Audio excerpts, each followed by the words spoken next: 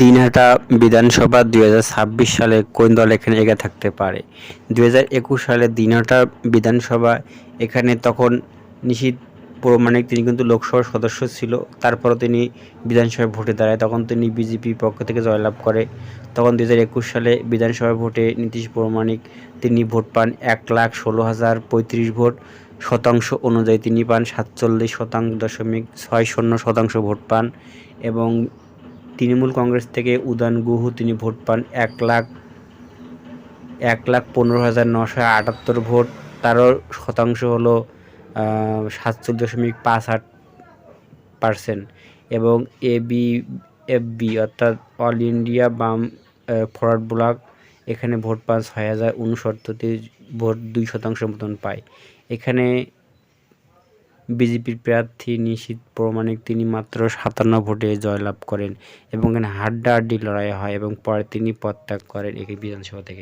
নীতীশ প্রামাণিক তিনি ছিলেন লোকসভার সদস্য, তিনি জয়লাভ করেও তিনি পরে বিধানসভাতে থেকে পদত্যাগ করে। তার পরের বারে ভোট হয়, সেখানে ভোট হওয়ার পরে এখানে ভুল আছে 21 সালেই ভোটে হয়।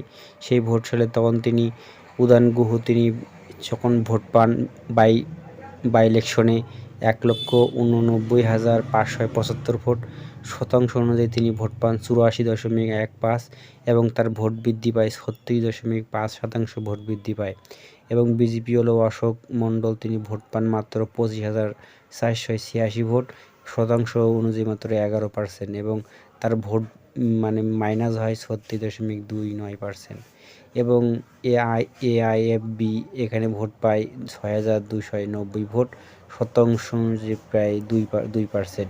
এখানে তখন 2022 ইলেকশনে নীতীশ প্রামাণিক উদয়ন গুহ যেখানে জয়লাভ করে 1,65,089 ভোটে, অথচ তখন কিন্তু মাত্র 57 ভোটে জয়লাভ করেছিল বিজেপি। তারপরে জয়লাভ করে 1,65,089 ভোটে। 2016 সালে এই কেন্দ্রে ভোট হয়, বিধানসভা ভোট। এই বিধানসভায় উদয়ন গুহ তখন জয়লাভ করে। এখানে তখন ভোট পায় 1,07,042 ভোট পায় এবং শতাংশ অনুযায়ী 54% ভোট পায় এবং ভোট বৃদ্ধি পায় প্রায় 54% ভোট বৃদ্ধি পায়। এবং ফরওয়ার্ড ব্লক তখন ভোট পায় 78,939টি, অথচ তার মধ্যে নীতীশ প্রামাণিক TMC দলে ছিল এবং তার ভোট ছিল 44.2% এবং ভোট কমে যায় -8%। এখানে 2016 সালে নীতীশ প্রামাণিক উদয়ন গুহ জয়লাভ করে 21,793 ভোটে জয়লাভ করে। যদি আমার চ্যানেলটা আপনাদেরকে ভালো লাগে সাবস্ক্রাইব করে রাখবেন।